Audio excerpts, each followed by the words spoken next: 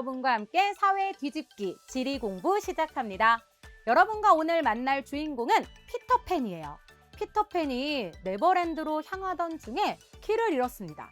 이때 친구를 만났죠? 진경이를 만났어요.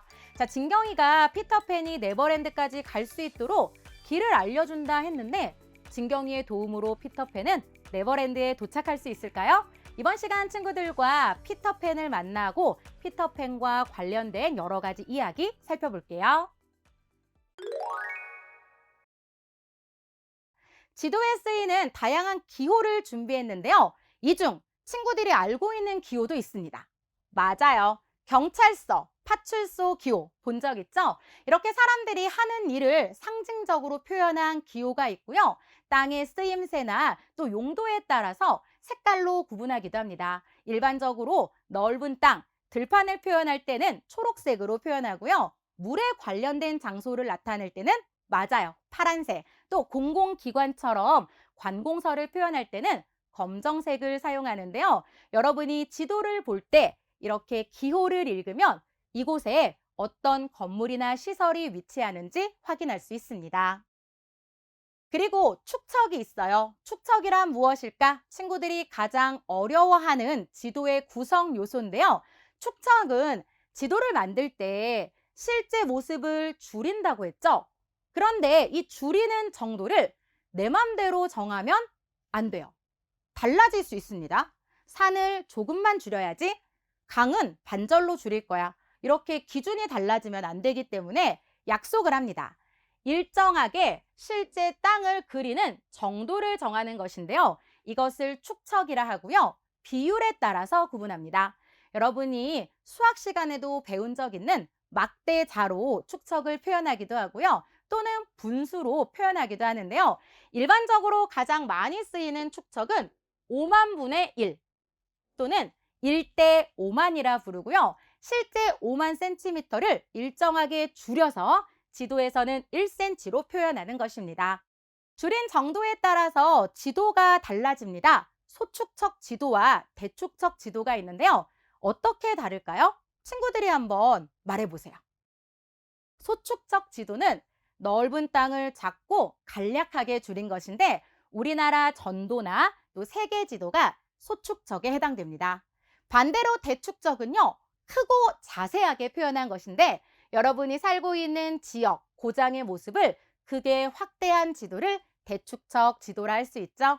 이렇게 축척에 따라서 지도의 종류도 달라집니다. 그리고 등고선이 있어요.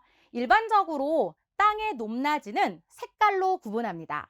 노란색, 갈색, 고동색으로 점점 진하게 표현하면 높은 곳을 나타낼 수 있는데요. 색깔뿐 아니라 등고선을 통해서도 땅의 높낮이를 설명할 수 있죠. 등고선, 같은 높이를 연결한 선이에요. 그래서 등고선의 모습은 이렇게 구불구불하게 나타나기도 합니다. 끊어진 곳은 없어요.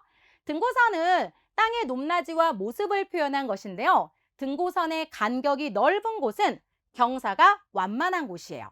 간격이 넓다는 건 그만큼 평평하다라는 뜻이고요. 간격이 좁은 곳은 경사가 급한 급경사에 해당됩니다. 그리고 안쪽으로 들어간 곳은 이렇게 골짜기라 하고요. 바깥쪽으로 나타난 등고선은 우리가 이제 평지와 관련된 곳으로 대부분 이곳에 과수원이 분포하는 것 알 수 있는 산비탈인데요.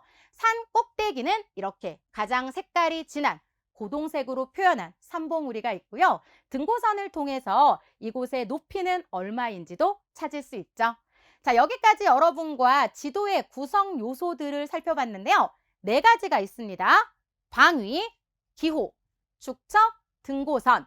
자, 이러한 다양한 요소들이 어떻게 지도에 표현되는지 이번에는 지도를 살펴볼게요.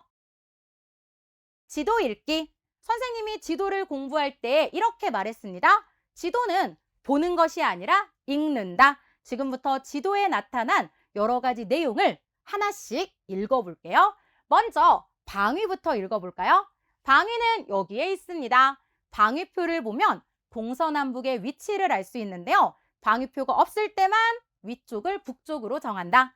두 번째는 기호들이 있습니다. 이렇게 논과 다리를 기호로 표현했고, 세 번째, 축척이 있는데요. 이렇게 비율로 축척을 표현합니다. 실제 거리 500m, 그리고 5만 cm는 종이에 나타내기 어렵죠. 종이가 굉장히 많이 필요해요. 그래서 이것을 일정한 비율로 5만 분의 1로 줄여서 실제 거리 5만 cm는 지도에서 1cm로 표현하는 것인데요. 축척을 알면 실제 거리를 계산할 수 있습니다. 지도상의 거리 1cm에다가 줄인 비율 5만을 곱하면 실제 거리가 나오죠. 그리고 마지막은 등고선인데요. 등고선을 통해서 땅의 높낮이를 확인할 수 있고요. 어떤 모양으로 생겼는지, 급경사인지 완경사인지도 확인할 수 있습니다. 자, 이렇게 지도의 구성 요소를 통해서 지도를 읽어봤는데요. 여러분이 앞으로 지도를 보면 읽는다, 무엇이 표현되어 있는지 그 내용을 하나씩 찾아보세요. 친구들의 사회 지식을 업그레이드하는 시간, 더 알아보기. 이번 시간은 공간 규모에 따른 위치 표현. 위치란 무엇이 어디에 있는지 설명하는 것입니다. 공간 규모, 넓은 지역과 좁은 지역을 표현할 때 방법이 달라지는데요. 먼저 좁은 공간을 표현하는 방법부터 알아볼까요? 좁은 공간을 표현할 때는 도로명 주소를 활용합니다. 여러분이 살고 있는 곳의 주소 알고 있죠? 이것을 행정구역으로 표현한 것을 도로명 주소라 하는데요.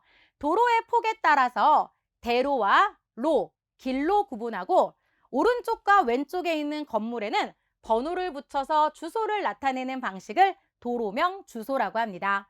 여러분이 만약에 아파트에 살고 있다면 번호가 있을 거예요. 그리고 여러분이 살고 있는 지역의 도로의 이름도 대로와 로, 길로 구분되는데요.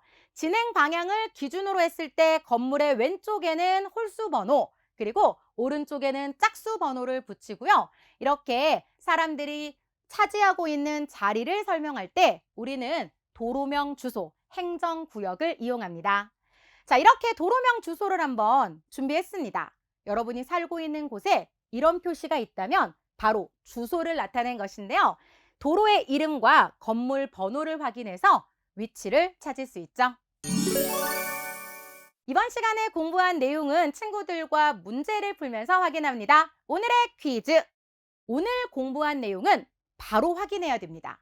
그래야 머릿속에 차곡차곡 들어가기 때문이죠. 선생님과 오늘 공부한 내용은 매 시간 3문제씩 풀어볼 텐데 친구들이 먼저 정답을 적고 선생님은 확인하도록 할게요. 1번 문제부터 시작합니다. 친구들 바로 정답 외쳐주세요. 이것은 동서남북을 이용해 위치를 나타내는 것입니다. 지도의 구성 요소 중 하나, 정답은 방위. 자, 친구들이 외치는 소리 들린 것 같은데 방위가 없다면 위쪽을 북쪽으로 생각합니다. 2번 문제 이어갈게요. 여러 가지 시설을 이용해서 또 이것을 이용하기 위해서 사람들이 모이는 곳입니다. 이곳에서 일도 하고요. 다양한 활동을 하는데요. 고장의 이것. 정답은 중심지죠. 중심지는 단순히 사람들이 많이 모인 곳은 아니고요. 여러 가지 일이나 활동을 하기 위해 모인 곳으로 다양한 시설이 모여 있는 곳입니다. 3번 문제. 고장 사람들이 하는 일을 살펴봤어요. 산, 들, 바다의 모습을 알아봤는데 이것에 따라 사람들이 하는 일이 달라진다. 자연환경입니다. 사람들이 살고 있는 곳은 자연환경과 인문환경으로 둘러싸여 있는데요. 자연환경에 따라서 사람들의 생활 모습이 달라지고 하는 일이 달랐습니다. 자, 이렇게 친구들과 공부한 내용 문제를 통해서 확인했는데요. 오늘은 친구들과 위치와 우리 고장의 모습 살펴봤습니다.